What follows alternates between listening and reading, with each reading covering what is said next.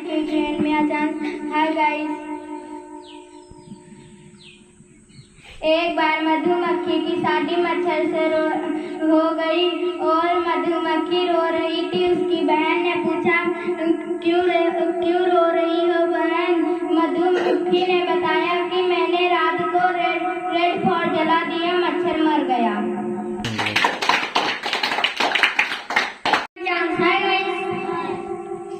एक राजा था, उसकी एक बेटी भी थी। एक महाराजा बहुत लालची था और धनवान भी था, लेकिन वह बहुत घमंडी था। एक दिन उसके घर में अचानक भगवान प्रकट हो गए और भगवान ने कहा, मैं तुम्हारी एक इच्छा को पूरी करूंगा, बताओ अब तुम्हारी इच्छा क्या है? लालची राजा ने कहा, मेरी इच्छा है जिसे मैं हाथ लगाऊं वो सोने का बन जाए। भगवान ने उसे यह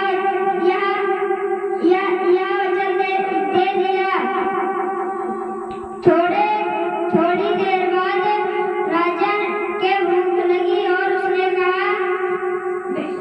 कहा अपने चपरासी से कहा, मेरे लिए खाना लेकर आओ।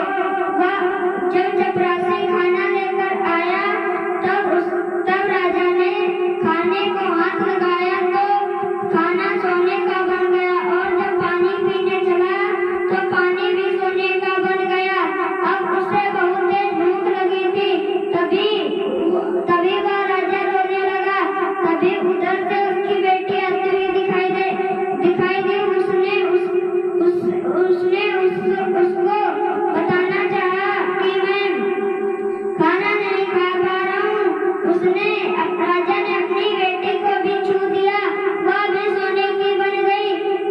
वह रोने लगा और कहने लगा, हे भगवान। तभी फिर से भगवान प्रकट हो गए और राजा ने भगवान से माफी मांगी और कहने लगा, मुझे यह वचन नहीं चाहिए, मुझे यह वचन नहीं चाहिए।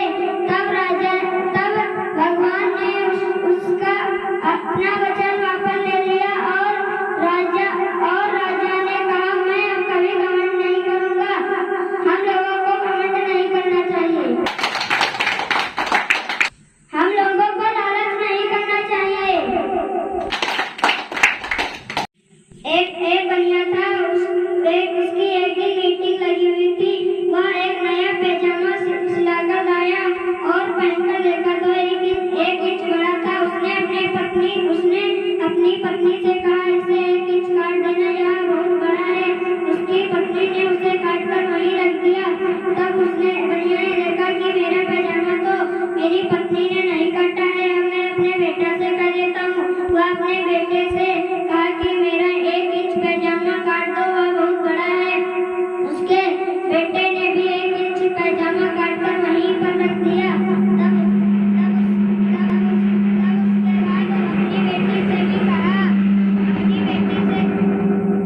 उसके बाद अपनी बेटी से भी कहा कि मेरा 1 इंच पैजामा बड़ा है, इसे काट देना। उसकी बेटी ने भी उसे काटकर उसी जगह पर रख दिया।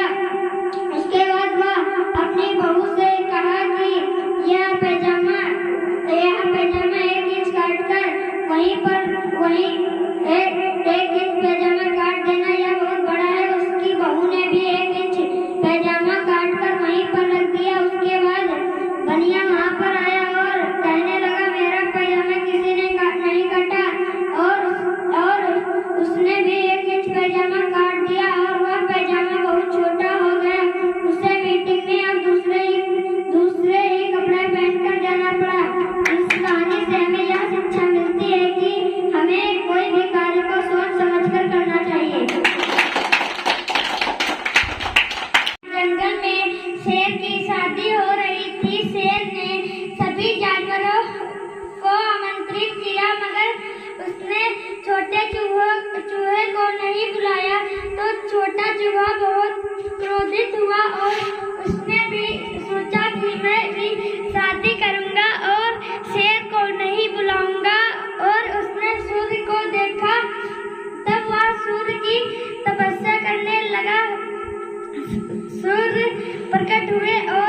बोले, तुम मेरी तपस्या क्यों कर रहे हो? चूहे ने कहा, मैं तुम्हारी बेटी से शादी करना चाहता हूँ, क्योंकि तुम बहुत ताकतवर हो, इसलिए तुम्हारी बेटी भी ताकतवर होगी। पर सूरज ने कहा, मुझसे ताकतवर तो बादल है जो मुझे ढक देता है। तब चूहे ने बादल को बुलाया। बादल ने कहा, मुझसे ताकतवर तो वो पहाड़ है। फिर पहाड़ आया। पहाड़ ने कहा, मुझसे ताकतवर तो उस मोटे चूहे की बेटी है जो बहुत ताकतवर है। तब चूहा सबके साथ उसके घर गया